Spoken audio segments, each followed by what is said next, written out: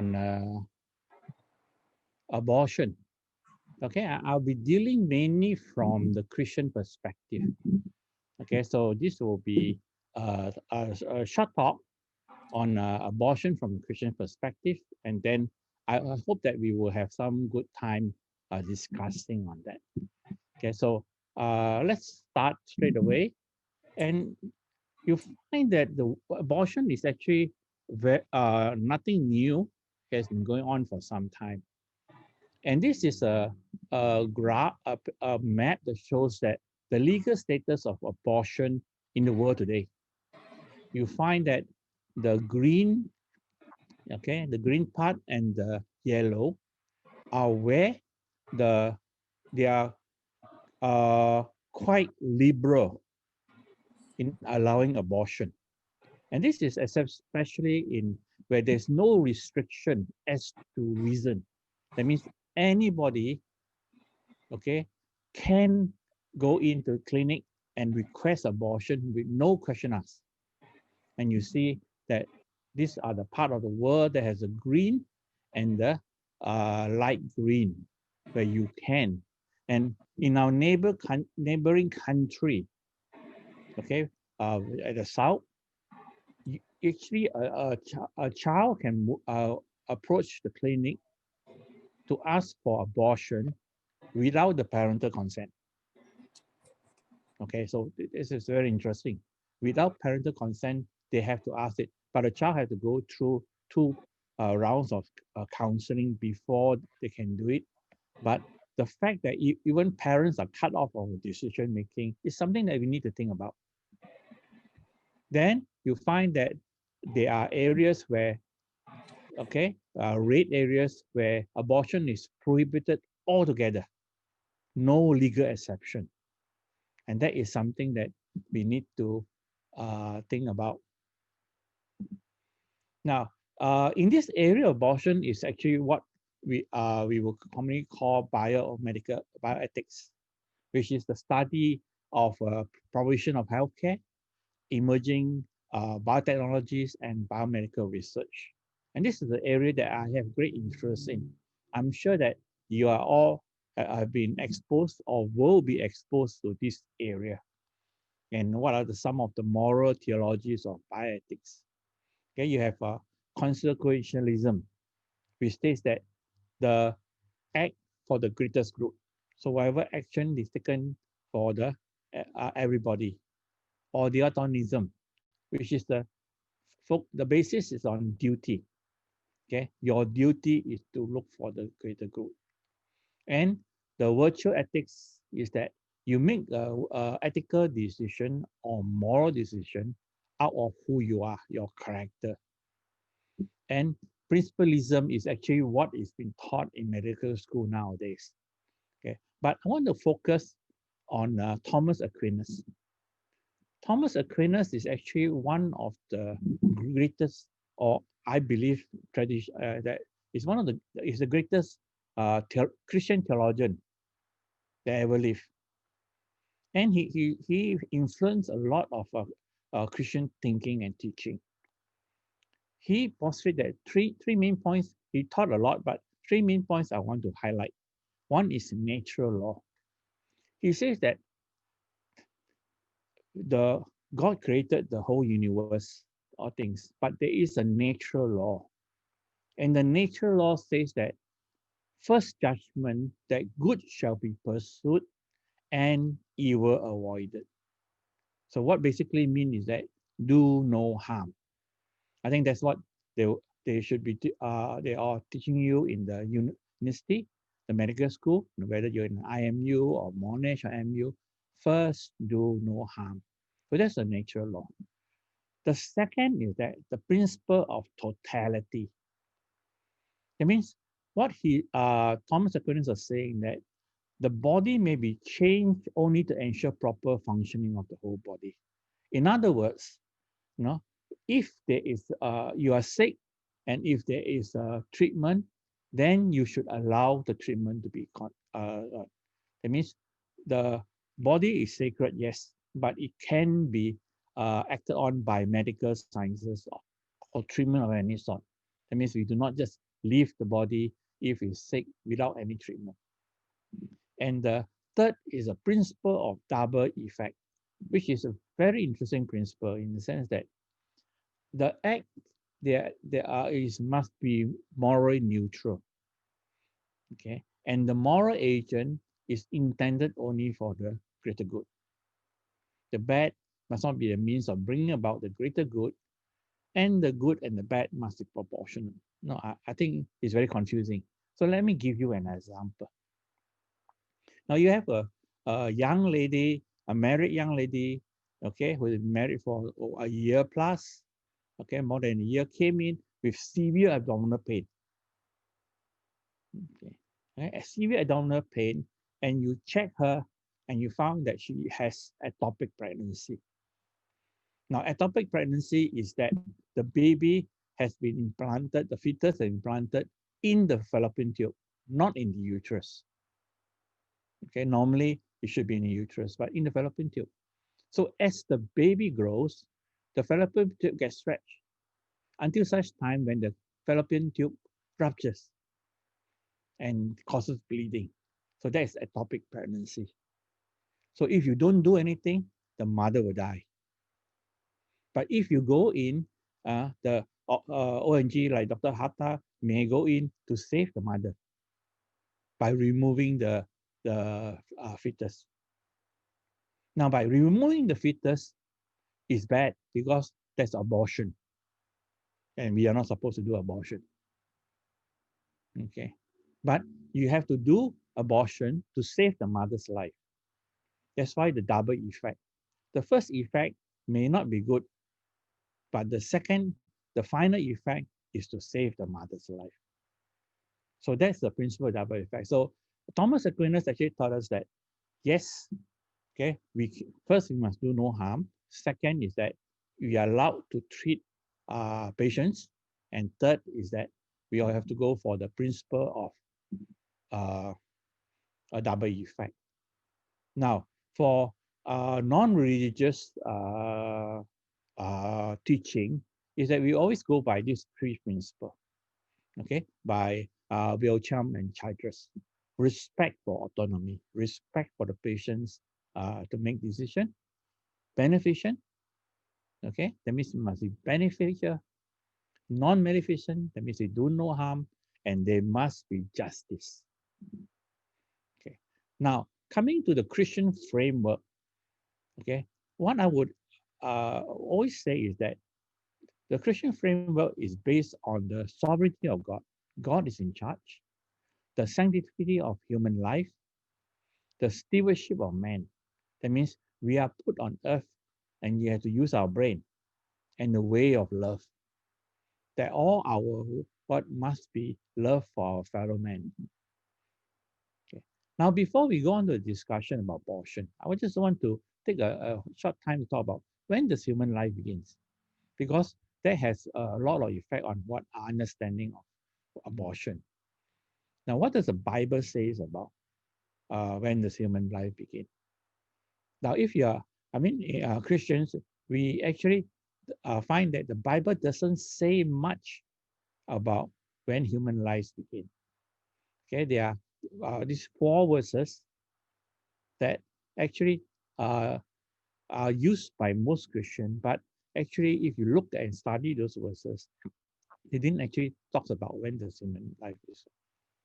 And in Christianity, is that if the Bible doesn't have is not a textbook or is not a okay, the Bible gives us a guideline and expect us to use our brain to work out in our present time what are the principles. So let's ask the question, when does human life begin? Does it begin at conception? Okay, that's when the fertilization takes place, or even 22 hours later when the chromosome fuse, or it takes place at implantation, which is about 6 days. It takes about 6 days for the fertilized egg to reach the uterus. Okay, or it takes about human life begins at 14 days when there begins cell differentiation and individualization.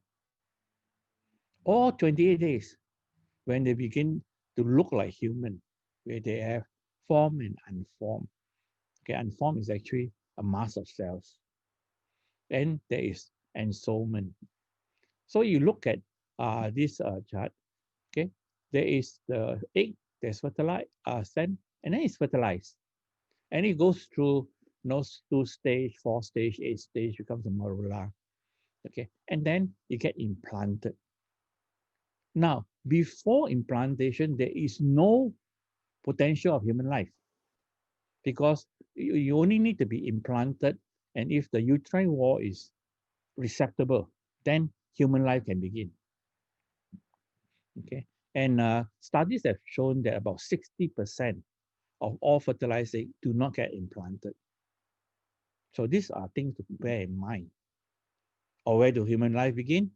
10 weeks when they begin to look like human being, quickening.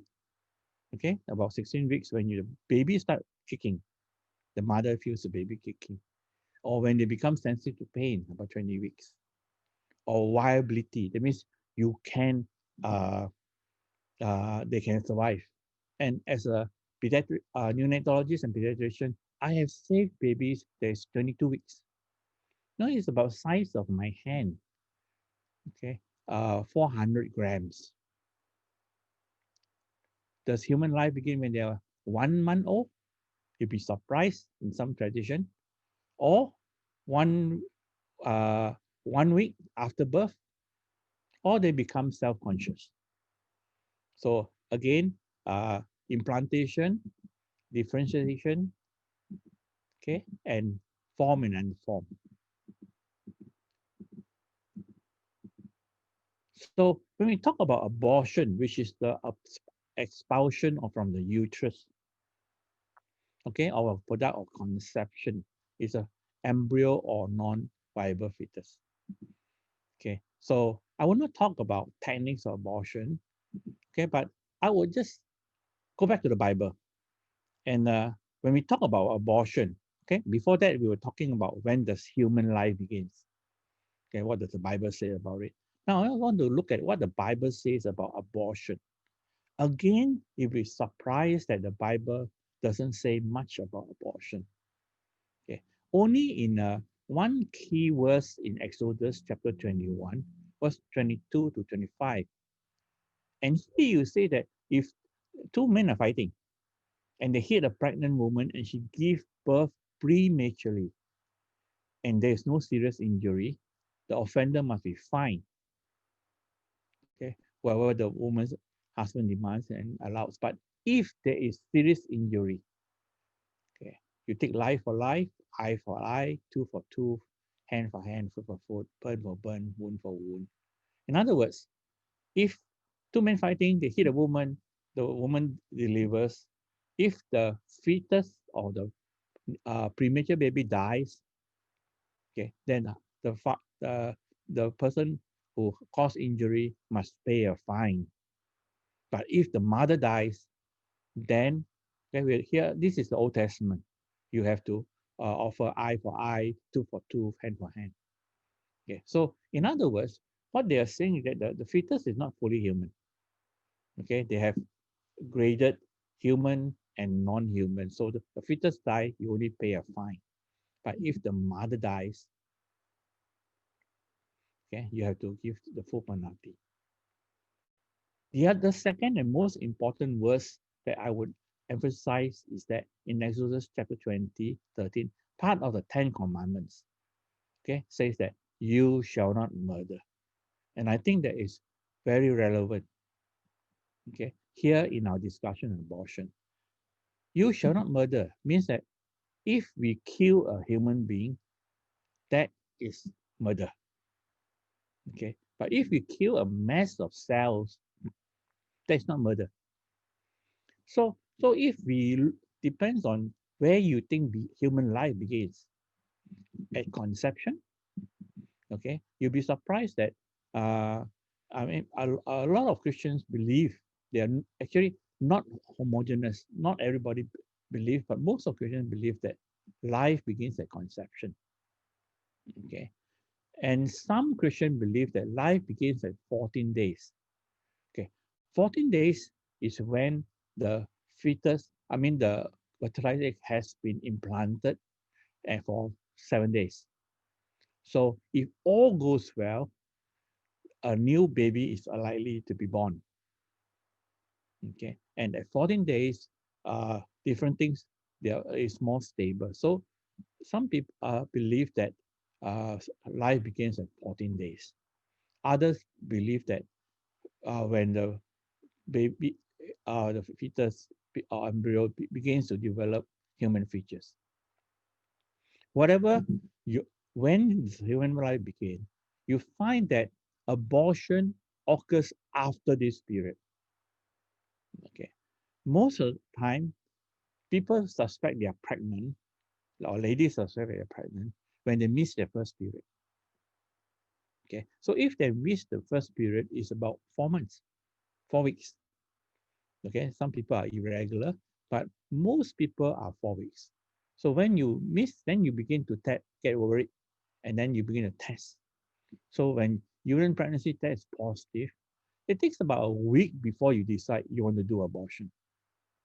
So you find that all abortion are usually done after the time when we believe human life begins.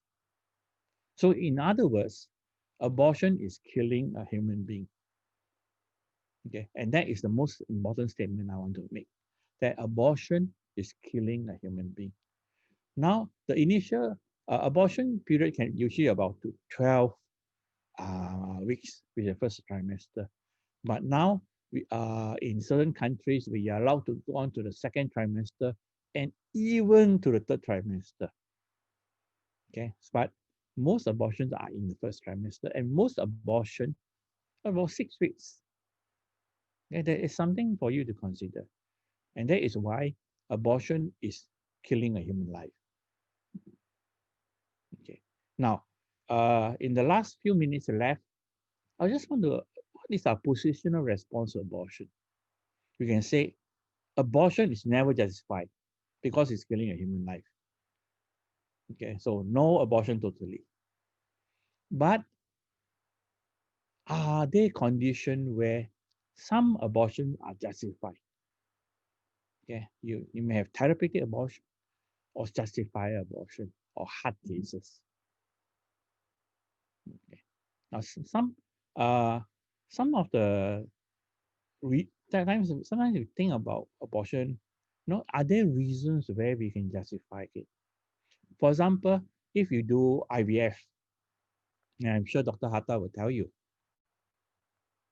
you put in too many embryos or fetus, okay, 4 or 5, and then all survive. You put 4 or 5, all survive.